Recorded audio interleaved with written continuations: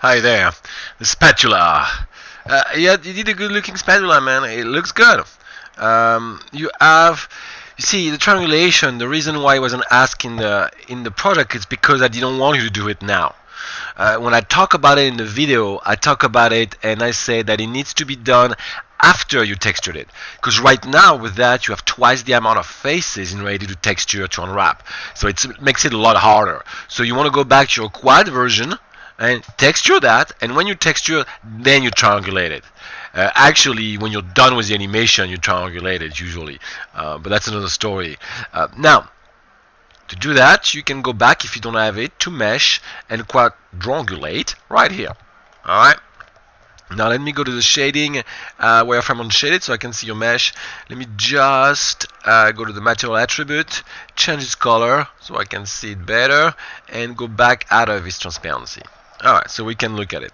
See, this is a good looking work you did, but you put too much mesh into it. This is just a spatula, and if I look at it, if I select it, I'm at 148 tri-faces, right?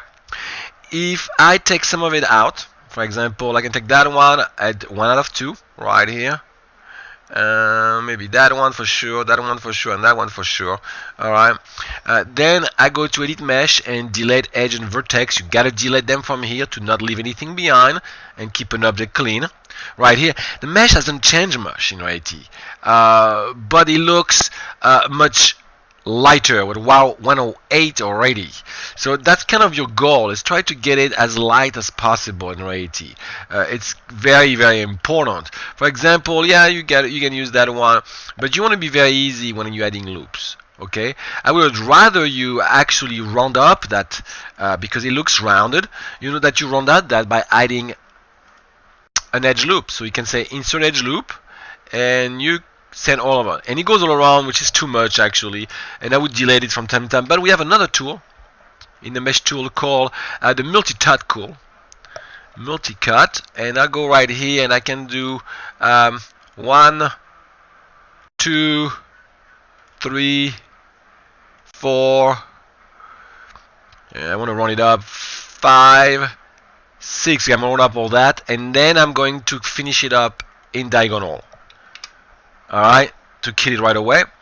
And I'll do the same thing right here. 1, 2, 3, 4, 5, 6, 7, for example, and then finish it up right here. Get my drift? Like that, you have not that as much.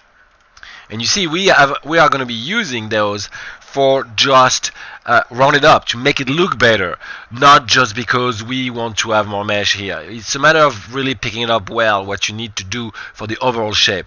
That's the reason I made you guys actually do the classic pixel art. Now I'm selecting the outside edge. It's very important to select the outside edge and make them smaller to round it up, instead of selecting the middle edge and making it bigger. It's the same result visually. The only difference is that if you select the middle edge, you change the volume of your object, which we don't want to do that. So I'll select those right here, for example.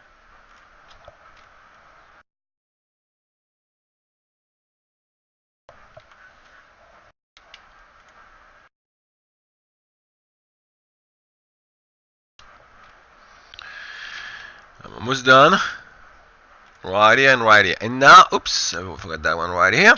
Now you're going to take the scaling tool and you are going to scale it down. That's it. And you do have now a rounded shape.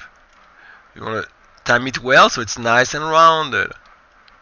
Pretty interesting, huh? And then to make it look even better, for you, even rounder, alright, you can right click, select the faces right there, all those faces, and you don't want the middle one right here, neither that one, because you want to keep them fairly sharp, as we know. It's metal right here. Okay, you want just that. And now we're going to do a little trick that lets you make it even more rounded look without adding anything. No mesh. It's a very simple trick. You go to normals, soften edges, bing. And now look, I'm going to take the shaded wireframe off. I'm going to right click and go in object mode, and look how smooth your object look like right here.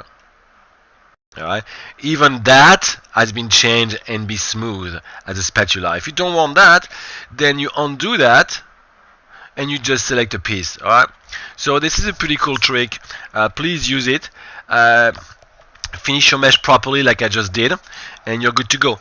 Okay, you got a NATO. Alright, thank you.